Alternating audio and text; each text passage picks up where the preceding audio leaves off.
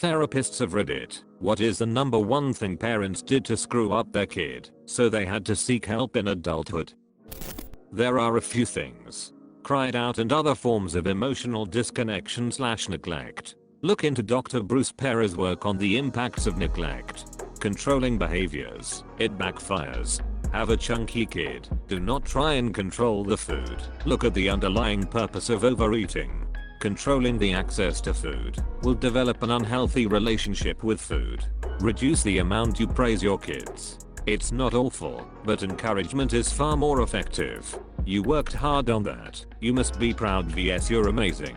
Neglect in general, abuse sucks, but at a minimum, the victim can sometimes externalize their experience, although most often they will internalize regardless. But neglect, that's damn near guaranteed internalized victimization. Ongoing trauma.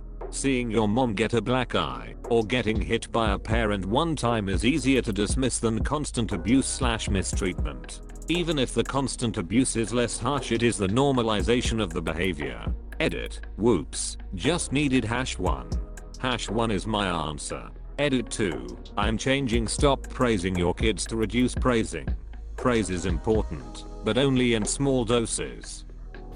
Not a therapist, but speaking from experience. If you ignore the signs of your child's obvious neurological/cognitive disorders because you don't want to have to change your own daily routine to accommodate for your child's needs and/or because you don't want to be seen as those parents with the special kid, then congratulations. You didn't have to be the parents with the special kid.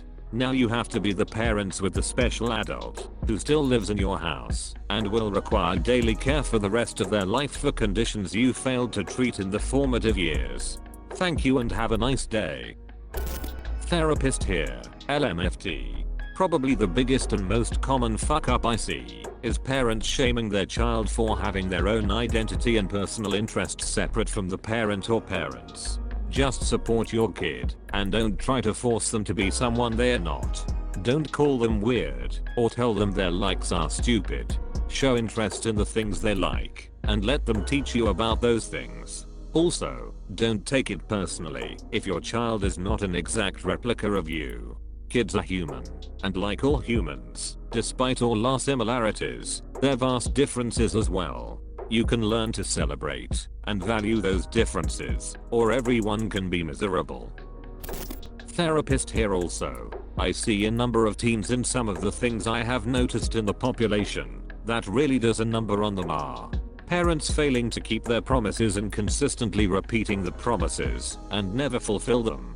When your child does something wrong, don't sweep it under the carpet, be passive aggressive or stonewalling. Not trusting them enough, always in helicopter mode, not validating their feelings. Hey, it is okay you are angry. Anger is an emotion. Your kids have the right to feel that. This also goes for not encouraging them to discuss their emotions. Not apologizing when you should. You are a human as much as your child, irrespective of how old he or she is. When you are in the wrong, say sorry and talk about what you can do differently next time. You are setting a positive model for your child. Please remember, lack of communication. I cannot even emphasize enough how many teens I see, or clients in general, lack communication skills. Constant invalidation.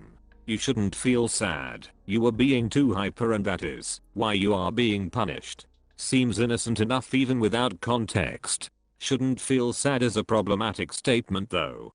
People feel what they feel, no matter the context, so you need to talk to your child. Why are you sad? Is it because you are being punished? Timeout won't last forever. You only have 1 minute left. I still love you blah blah blah. Whatever works for your family dynamic, but children need to be able to appropriately label their feelings from a young age. I'm sad because I didn't get what I wanted. I can do better in the future and maybe get what I want. Boom. I'm out of a job. Hint, there are many parents who cannot do this, and they cannot teach their children to do it either. I worked in both a university and a youth homeless shelter.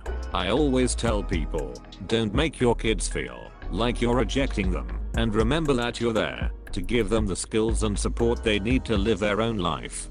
They are the themes I see the most that sends kids on a path of anxiety, or it can even completely fuck up their lives. Some examples being, they found out I smoked pot and sent me to India to live with family who got me hooked on heroin. They found out I did drugs and put me up for adoption. They sent me to live with my grandparents because they couldn't deal with me anymore. They didn't believe me when I said horrible thing happened and sent me away. They never acknowledged my love of music. They never tell me I'm doing a good job. They don't act like how a mom/dad should be. They only love me if I do what they say. They yell/spit on me/ cut my hair/ lock me out/ stop talking to me/ get upset/ get angry/ try to scare me/ make me feel guilty/ hurt me if I try to do anything other than what they want. When they don't feel unconditional love, they think there's something wrong with them. They either constantly seek validation or stop giving a fuck. If you don't respect your kids, then they'll stop respecting you and rebel or break down. When they aren't given control or independence, then they constantly live in fear and doubt. Invalidating a child with disabilities and expecting them to act, behave, or do things normally is what fucked these kids up into adulthood. Oh, you'll be fine. Just walk like him.